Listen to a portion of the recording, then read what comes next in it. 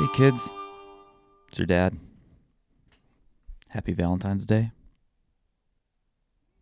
I'm thinking about you guys like all day. I mean, that's what you do on Valentine's Day. But it's funny because I don't really like Valentine's Day usually. I just think it's a weird holiday. I think if you've been listening to these for a while, it's like anything with these expectations of what you're supposed to do. I have a problem with that, and so it feels like you're supposed to buy flowers and candy and all these other things and today or a lot of these days. And what I think about though is like every time I sleep on like the couch, if I fall asleep there, and Amelia, you run out in the morning. It's one of my favorite things in the entire world. And you see me and you get excited.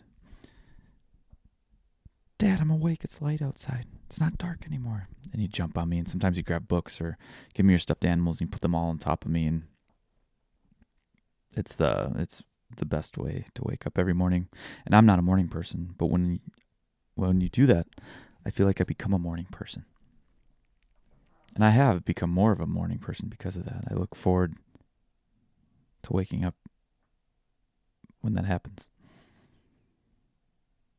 And Luke, you are running around like crazy and pulling yourself up on everything.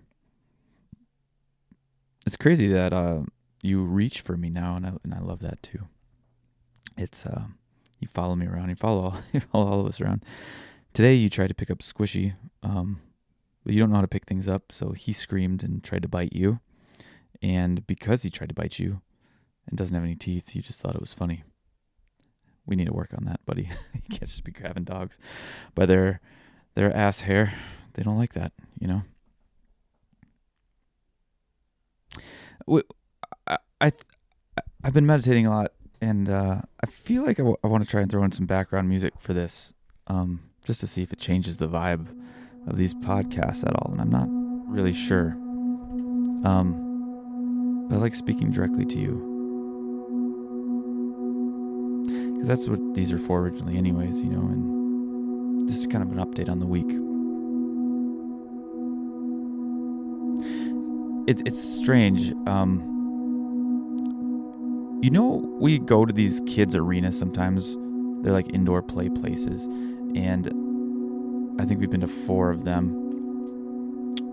You pay your money, they give you a code, you punch in your code, and you go in. So there's nobody working there. It's just a free-for-all for all the people who want to be there. And we're 4 out of 4 of getting sick after going to these places. So I do not like going anymore, because it is not worth an hour of fun at these. They're fun at these play places to come home sick. And like I said, I don't know if they're really cleaned as well as they are. I went up to the top with Amelia. Me and you went up there, and it smelled like piss, and it wasn't you. But they say they clean it at night, every night. But I doubt the cleaner climbs all the way to the top of this jungle Jimmy area and scrubs the piss out of the top of it. It's just it just collects piss up there. And the cleanliness, but we did have, here's a funny thing that happened.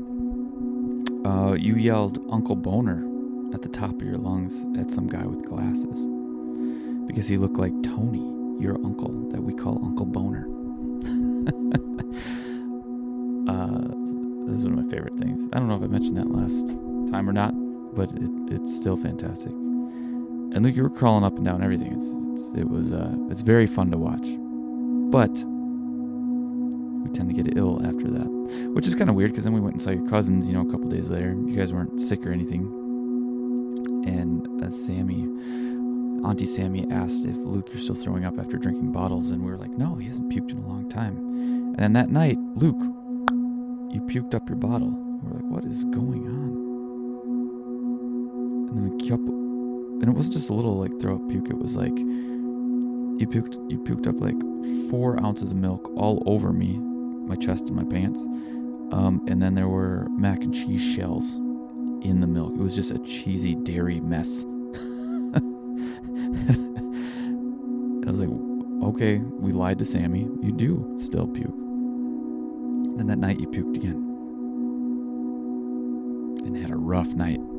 So we took you to the doctor, and the doctor's checking you out. They took all these tests, see if it was strep, see if it was flu, see if it was COVID, see what it was. It was none of that stuff. And as the doctor was checking you out, as the nurse was checking you out, Luke, you laid on her arm,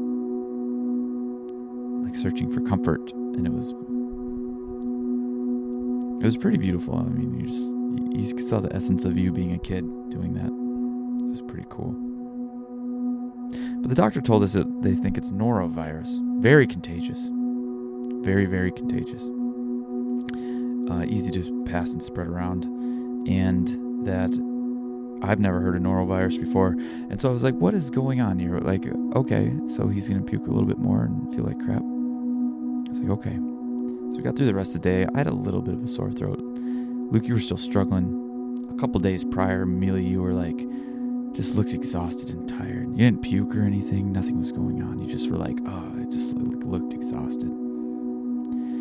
Carrie went to work the next day, and then I woke up and was feeling like absolute hell. My stomach hurt. Had a headache. Luke, you were screaming. You didn't feel good either. Then I ended up puking. And then this headache was like a migraine. I had it all day. And so Carrie, you're working a 12-hour shift, right? Kids, your mom works 12-hour shifts. And if we wake up, at 8, we have 10 hours of the day to try and get this all figured out. And just to hang out. But all I want, and then the aches started coming around after I threw up, and this is like achy, even like, you know that pain where you get like a little bit of air that touches you, and you're like, oh, fucking air. Don't touch me, it hurts so bad, just leave me alone.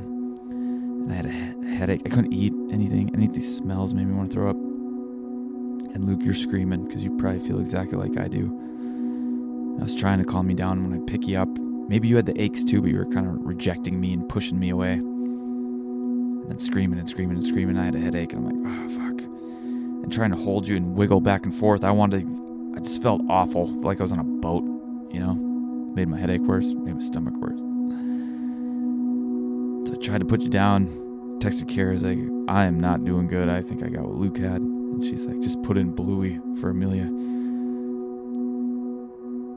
And I didn't want to. I don't like you watching a lot of TV like that, but we put in Bluey. And you watched Bluey. And you watched more Bluey and more Bluey and more Bluey while I was just trying to recover. And Luke's screaming.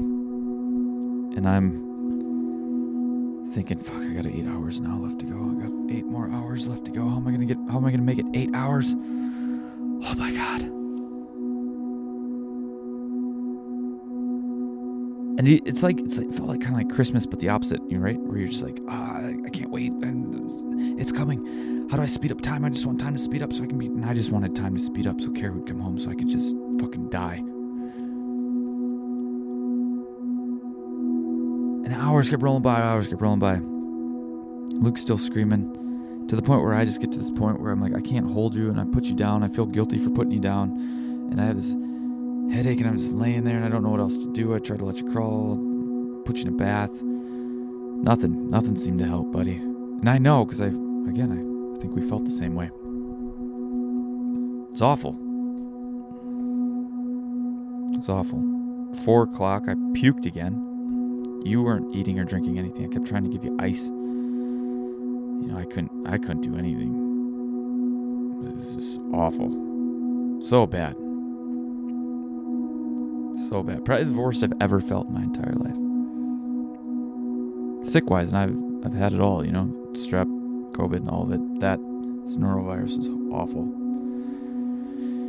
And you're just fucking screaming, man. 4:30 rolls around, I puke again. It's like, ugh. Awful. I know I gotta try and keep water in you or some kind of liquid. Didn't matter. Just really bad. And then this is where it gets weird. It was so bad, and I'm like, I have 2 hours left. 2 hours left. 2 hours left. 2 hours left. 2 hours left. 2 hours left. I just kept saying it. 2 hours left till she's home. Till Carrie's home. I can get some help. And I contemplated calling like my mom or a neighbor or something to say I need some help. I didn't take it though. And then I started pleading with you, Luke. Please stop screaming. Please stop screaming, please. It was fucking horrible. It was really bad. Carrie got home, took the kids. I sat in the bath for an hour, and I don't even like baths, but I just needed some kind of heat with an Epsom salt and just laid there. And then I got out, Carrie put the kids to bed, I laid down. Ugh, it's awful. When Carrie asked how I was doing when I got out of the bath, I almost broke into tears. Not because of I was sick, but because I couldn't help Luke. And I felt like a failure as a parent again. That I couldn't take care of myself. I couldn't take care of Luke, who was feeling the same way. I couldn't take care of Amelia, who was just kind of plopped in front of the TV. Because I couldn't play with her, I couldn't move, I couldn't chase her, I couldn't play, I couldn't do the usual things I do. And I've never been this sick having kids yet. And that was tough. That was really tough. Because usually what I do when I get sick is I go curl up by myself into a ball or a room. I either watch movies or play video games or just sleep or just do nothing.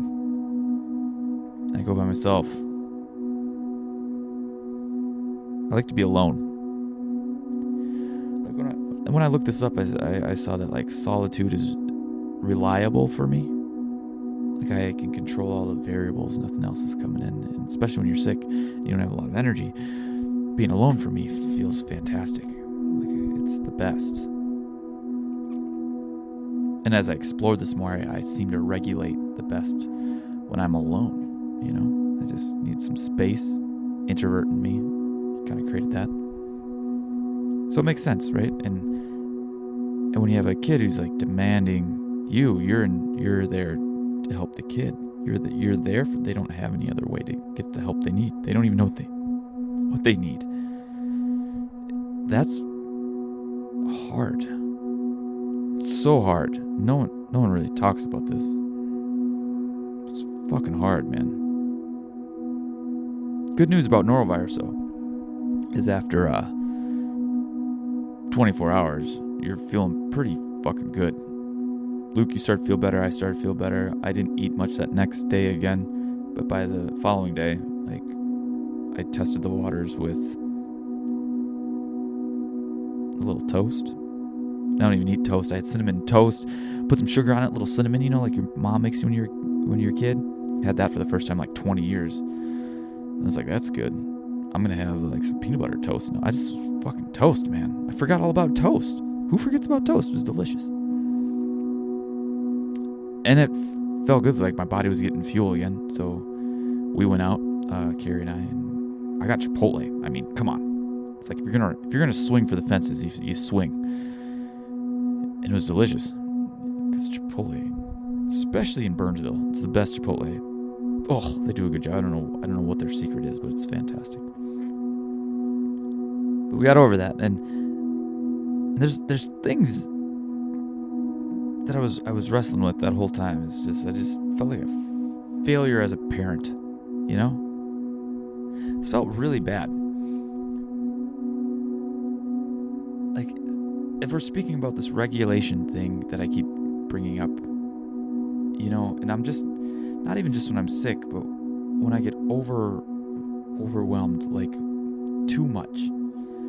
There's two things I tend to do. I get away to get some space because I regulate best when I'm alone, right? And then I feel like I'm just being a shitty person by a shitty parent. I shouldn't even say person. A shitty parent by not being there for you guys. It feels like I'm leaving you. And there's this voice in my head that says, you need to be stronger. You need to be tougher. You need to try harder, which is a common bullshit that hurts me, been hurting me for a long time, that whole idea. And then there's this part that gets angry, right? Oh, it's fucking hard too. And what's really hard is I've kind of noticed this other thing is, I even went online and tried to look all this shit up. I was like, why do I get so frustrated when somebody wants my help, but they don't accept it. And I've learned with adults that when that happens, I just, all right, you're on your own. I tried. I opened the door. I'm not going to try and force you to go through it. I'm not even going to sit in the door for you. But if you walk through it, I'll still be here for you. But I'm not dealing with your bullshit, anymore. It's been a strong boundary. It's been very helpful. Very helpful. It's allowed me to just separate from bad situations that aren't going to help anybody. But when you have a kid, you can't just be like, oh, you don't want to put on your pants. Bye.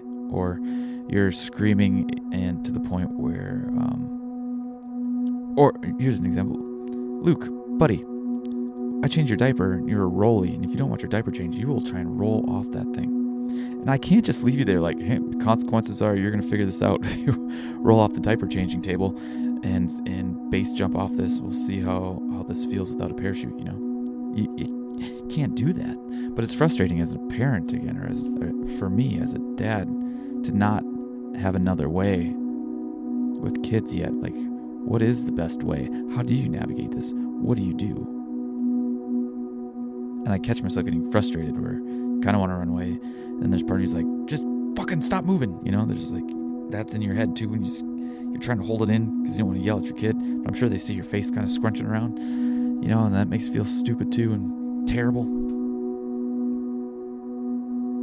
So I looked all this up, and there's a few things that kind of helped. Is you forget that these small humans that we've created from our naughty bits, that you kids are practicing being a separate person. You're learning how to navigate and be human in this world. And you don't have these skills yet, You're just like, you'll roll and jump and scream. Luke, today, you had a piece of cracker on your eyebrow. And Amelia came over and was being your sweet big sister and tried to get it. But you didn't, it appeared that you didn't know what she was doing. She was just touching by your eyeball and you kept trying to bite her fingers. And me and your mom just allowed it to happen and watched it, and it was one of our favorite things, right? Like, it's you guys being kids and interacting with each other.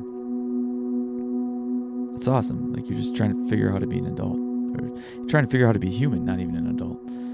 Just trying to figure out how it all works, And it's so easy to forget sometimes that you haven't even been on Earth for a year, or Millie, you haven't even been on Earth for 3 years yet. You're like 2.5 years, just trying to figure this out. These big emotions, what do I do with them? How do I handle these? And I guess what's crazy is I'm 40 now, and I still don't have it figured out. I don't know. I don't have all the answers. So I'm kind of talking to you guys about this, is that I hate that phrase, give yourself some grace. But what's helped me is everything that kept popping up, all the healthy stuff and the people I follow about how the kind of parent I'd like to be, is that repair is better than perfection. Get good at repair. Have big emotions. You can still have them. You might make a mistake, but then apologize for that mistake. I feel like I do that all the time. And I haven't quite accepted that's the best way yet. It still feels kind of strange, because I seek perfection all the time. But this literally is repair. So in some ways it feels like it's given me an out for shitty behavior. When I think in front, I want to work towards staying calm in those moments and not getting as overwhelmed, which is why I've been meditating more again. A lot more. I've made it a necessity, a priority in my life, even more so than paying bills. I pay bills, but I just mean, like, this meditation is so powerful and helpful for me that it needs to be at the top of my list. I did it right before I started this podcast. And hopefully it allows me to be calmer and have this space where I respond instead of react, which is where I want to I want to operate from a lot more. And I guess this repair idea allows me, I guess, permission if I get too close to the edge and go over. I can repair that mistake, I guess. That I just don't want to hurt you guys. That's really what it comes down to. I'm terrified of giving you trauma and hurting you. It's really, really what it comes down to.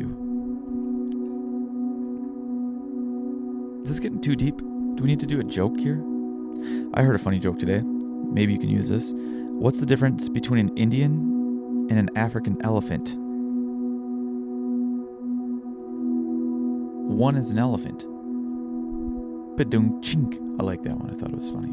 Here's a little dirtier one. Ready? When a girl sleeps with 12 dudes, she's called a slut. But when a guy does it, he's gay. There you go. You got 2 jokes. Those are pretty great. Two I heard this morning. I thought they were funny. So yeah, that was kind of tough. It's been kind of like, yeah, being sick was tough. And these extreme situations I seem to get in allow me to kind of come back with softer eyes on the rest of it and just knowing what's going on. Today it's supposed to be fucking 50 degrees. It's February 14th. Squish's birthday, Valentine's Day. And we're going to try and go for a bike ride, and I might try and run because it doesn't happen very often. This month is usually gray and shitty and cold. We're going to go outside. We went for a walk yesterday, and Millie, you were jumping in all the puddles. Allowed it. I love, my favorite thing is just allowing you to be a kid.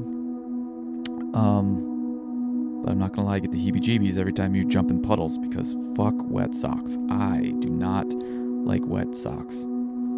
Ick. And you gotta walk around that sloshy bullshit. Ick. Especially cold wet socks. Ugh! Don't even think about it. So you were doing that while collecting sticks and pretending to be an old lady with every stick. I'm like, I'm an old woman. Where would you like to go, Daddy? I'm like, how are you calling me Daddy? Am I your dad? Am I older than you? How old was I when I gave birth to you, old lady? You know, which feels like almost like an improv section with a 2-year-old. Which makes me want to set up another microphone and maybe have just a conversation with you one of these days. Your mom has off of work for 3 months right now, so we might try and have some conversation with her too, and you can chat with her or listen to her. Because we love you so much. It's just kind of wild. Yeah, it's been kind of fun. I just wanted to, maybe I'll bring up one more thing I want to just talk about maybe while I was meditating, which is strange. This was a couple days ago, I was meditating, and I was kind of like, had this idea of like this thought of how easy is it to forget things, right? So a lot of times when I meditate, before you're born, right, or when you're born, especially when I look at Luke or you, Millie, when you were a kid and learning things, like there's a lot of stuff you don't know, and I'm constantly watching you learn things. Like Luke just started clapping, you know, or he knows what's in drawers. You know, certain sounds. There's these associations because we're just association machines, and it's fucking awesome to watch. It's so cool.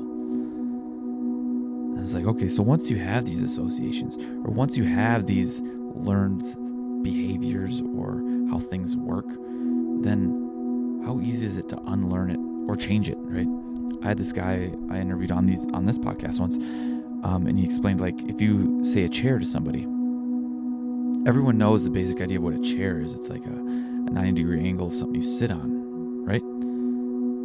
But if you ask them to describe the chair, some people describe like a reclining chair. Some people describe a stool. Some people describe one with arms, one without arms, one that's wood, one that's metal. There's so many ways to describe a chair, right? So it's weird, right? It's weird that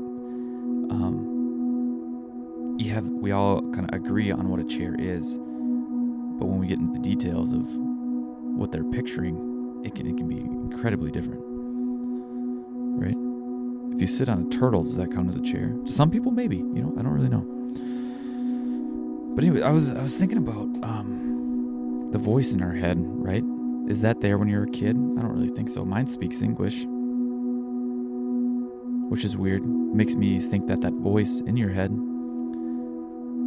came online or developed later. And when did it do that? Did we need language to be able to have that? Can we come up with ideas and connecting things? And what does that look like? And then I thought, like, how easy is it to forget English? And what would that look like? Would that just be like if somebody's speaking Cantonese or something, and you're like, what are those consonants and vowels coming out of your mouth? Those sounds, sounds like gibberish to me. Could you forget English? Could you forget your native language? And I'm like, man, that's not easy at all, right? That's super fucking hard to do.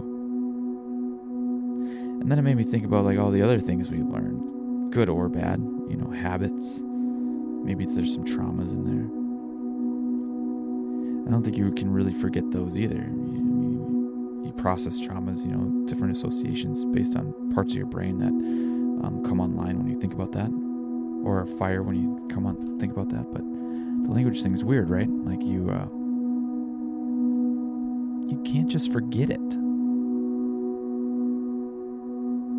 I don't even know if that's interesting for you. Maybe I've lost you a long time ago, and if I did, you're not even listening to this anymore. But the language thing's kind of weird about how thoughts, and then when I've always explained these types of things, I explain them like grooves in your head, right?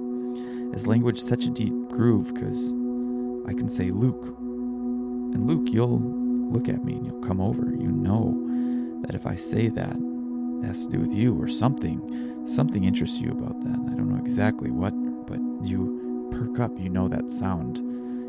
You know what that sound means, something associated with you. It's very strange. And does it go away, right? Like just say your name, say you changed your name. Anytime you heard Luke, would it be less of a response in your body? If people don't call you it as often anymore, it's not reinforced. Would it go away eventually where you don't even react when you hear it? And then at the end of meditation, I'm always here, I always like kind of, I'll go down a rabbit hole, right? It's like, holy fuck, this rabbit hole, I'm way down in there. And then I go, oh, what's behind that? And that's where I meditate. That's where I feel the most peace, even if it's for 5 minutes, 10 minutes. Usually meditate for 20, but it takes a while to get there. So like 15 minutes maybe would be the max. I can just like go beneath that and just, and even my brain's still twinkling and trying to find things, and I can just sit there in this space. It's like this void that's always there, but for some reason, whatever's paying attention in that space is constantly watching my brain, my thoughts and ideas, and trying to connect things and do things, and things are always trying to I'm always trying to figure things out and learn more, because there's a lot of curiosity there. So it's like, can that computer kind of just work up here above, and I can sit below and just let it do its thing, and am I okay there? And I always am. I've even had the thought, like, would I be okay if, in the worst case scenarios, right? In the worst case scenarios for a long time, I was like, what if I was imprisoned in jail? Could I just sit in this space? And I got to a point where I was like, I think I could. I think I'd be okay there.